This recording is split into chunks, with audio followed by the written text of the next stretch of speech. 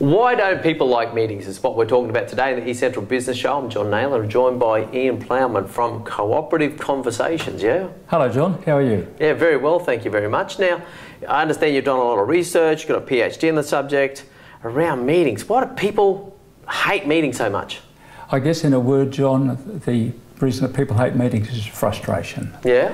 And they get frustrated by three things. They get frustrated by people's behaviour, other people's behaviour. Yeah. Talking over you, coming late, banging on about their favourite topic, a whole host of things that we would prefer not to happen, and we just sit there seething and not able to do anything about it. That's true. They want to talk about their weekend and stuff, don't they? Anything that's trivial, not why you were there, and you're thinking about, oh, I've got a client I need to see, and those sorts of things. And so another cause of frustration is the boss is there, and you know that the boss has more power than you, therefore you've got to mind your P's and Q's.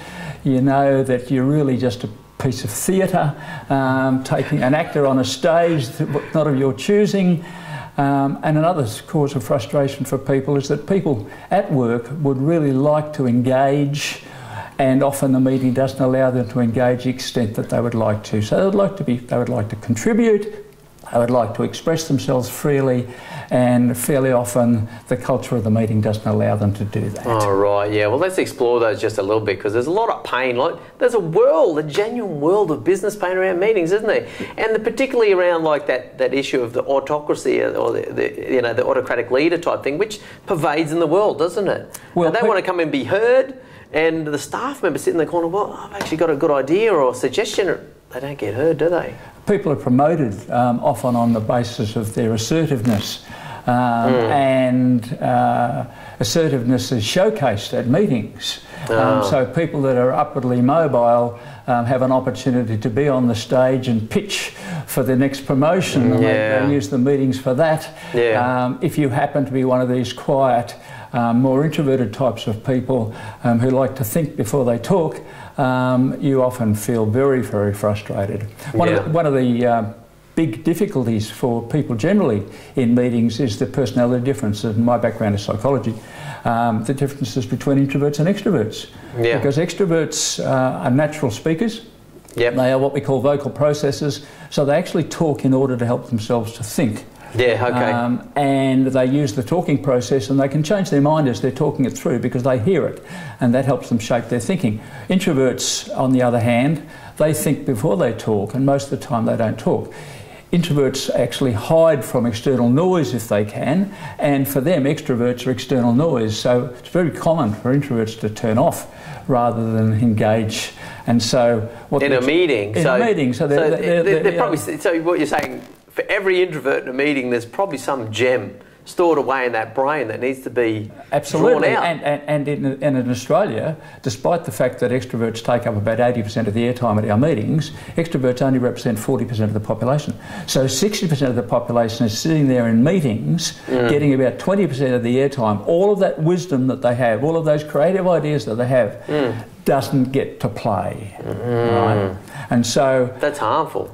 Well, it's a loss. It's an enormous loss. Yes, okay, now, the company is paying for this talent and not using it. That's the tragedy for organisations, and that's why I developed Cooperative Conversations. Yeah, no, so let's get drilled down then. So a world of pain in terms of meetings that needs addressing, and for the most part, I don't see a lot of organisations doing meetings well. And you're saying you've got a solution for that. Hit us with it. Absolutely. Cooperative Conversations is a completely different way of having meetings. It's somewhat counterintuitive. The benefit is that if you use these processes, and they're very simple processes, and people absolutely love them. They're your processes? Yeah, I've developed them. Okay. And I borrowed from colleagues, and they are basically, the way I came across these processes, I sat down and I listed all of the things that made me cranky about the meetings that I'd been to. Okay. Right? And then I reverse engineered them. And I said, what's the opposite of each of those things that makes me cranky? Right? And then I developed this process, and I trialled it, and I modified it and improved it. And I've come up with this package called Cooperative Conversations. Yeah. And the beauty is, meetings take half the time. So think of the productivity benefits of that. Yeah. Not only are they half the time, twice as much fun. Twice the wisdom gets expressed. You can make meetings funny and... Absolutely. Okay, yes. And thirdly? Increased wisdom. And because everybody gets to participate as an equal, an increased commitment to the outcome. So then you're not being forced to do something you didn't want. You're doing something because you had participated in the conversation, you came to a decision collectively, you felt respected, and you enjoyed yourself in the process.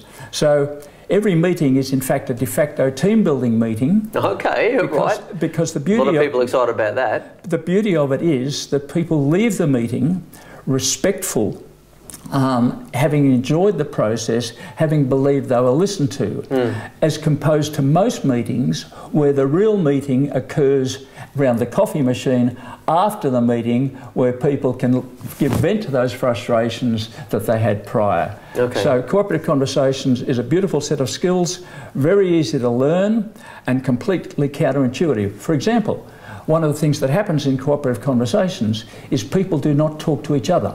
Okay, okay. Now, that's different, right? Yep. Instead of talking to each other, people talk to the topic. And in talking to the topic, the benefit is that each of us, rather than if I say something, John, you don't respond either favourably or otherwise, my opinion is valid for me. You make a comment, it's valid for you. So people talk to the topic and just layer their opinions on the table. Yes. And as we listen to each other, because we're not forced to defend a position, we're much more likely to hold our opinions lightly. When people hold their opinions lightly, it's like two boxers in a boxing ring. When they hold them lightly, they can dance in the middle of the ring. If someone argues with you at a meeting, you get pushed into a corner, and psychologically you're forced to defend yourself. And the minute you start to defend yourself, you're not really listening to the alternate points of view. So you want to avoid the boxing match, Absolutely. And so it's a dance. It's a dance of ideas rather than a contest of personalities. That's the difference. And it's magical. And people say, why haven't we been doing this for years? Because it is so easy. Okay. So easy. And so implementing this across an organisation, where does it start? Okay, it starts with a willingness for some person in the organisation who has some level of influence or control. It could be a middle level manager, it could be a supervisor, saying, I'm going to do this with my people and we'll see how it goes. It doesn't have to be organisation wide, it can start anywhere, but the minute it starts, people will start to talk to each other and other people will get curious and it will start to dissipate across the organisation. It liberates innovation and creativity remarkably. And obviously the group is empowered by it. Oh, every individual. So everybody's there's going to be a raised level of enthusiasm out of the people. So the morale increase is quite significant. So people are going to notice that with any organisation, aren't they? People leave a meeting smiling because they were respected regardless of their age, regardless of their status, regardless of their experience. Because in the modern world, where we talk about innovation, and innovation is vital, we have no idea where that gem of an idea is going to come from. Everybody who's an employee is also a husband, a wife, a father, a mother, a friend, a neighbour, a colleague, and so they're networked into a completely different world, and if they can bring those ideas into the meeting where it's relevant, then all of a sudden you're liberated, because at the moment what commonly happens is that organisations, employees are paid for their head and their hands, and what this does is it invokes their heart. Right. So the three together, their heart, their hands, their head, together, working together for the benefit of the organisation. That's the way it works. And it's beautiful. I mean, the applications are strategic planning, conflict resolution, team building, board meetings, executive meetings, community consultation, anything. It works. And I've used it with business executives, boards of management, scientists, farmers, even Indigenous men from the desert of Central Australia. And in every case, it works exactly the same. Wow, People love it. Okay, great. Well, we're just about out of time, so I'm just going to summarise around a couple of things here. So there's a lot of pain going on with it in meetings worldwide. There's a methodology you've got which can start anywhere in an organisation, and people come on board with a certain thing. That knowledge is in that book in your head. How do they get hold of you, Ian? All you have to do is ring me. Oh, here we go. He's brought 0417 705 489. Or get onto the website www.cooperativeconversations.com.au. Fabulous. Cooperativeconversations.com.au. We're right out of time. That's thank you very much, Ian Plowman. Thank you very much, John. Bloke. That's another episode done of the eCentral Business Show. I'm John Nayler.